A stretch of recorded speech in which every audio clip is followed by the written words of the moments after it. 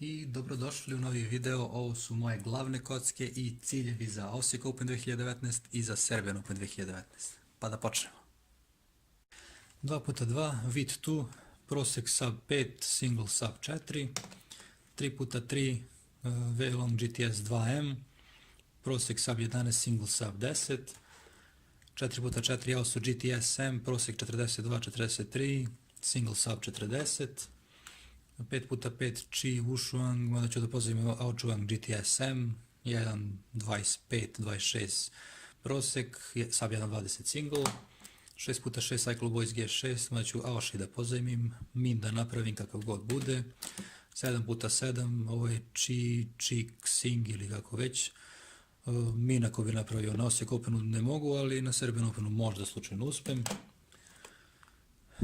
Square One, moju Veilong, sub 30 single, prosek da napravim kakav god, znači da prođem cut off.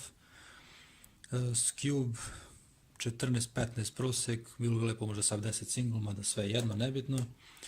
Pyraminx, moju običan, nije magnetic, 5-5,5 prosek, sub 4 single bi bilo lepo. Megaminx, X-Men Galaxy verzija 2, nije magnetni, 1.35 single, 1.40-45 prosek.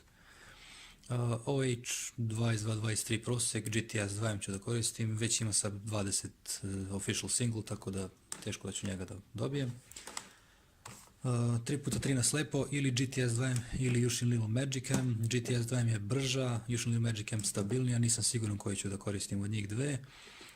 Sub 50 single je neki cilj, mada i oko 55 bi bilo sasvim solidno. 4x4 na slepo, Aosu GTS M, Success pre svega, nadam se, bilo bi lepo ispod 6 minuta neko vreme, time bi bio sasvim zadovoljan. 5x5 Success, nebitno vreme, 15-16 minuta možda bi nešto realno očekivao, ali ako bude možda spori 19-20, nema veze.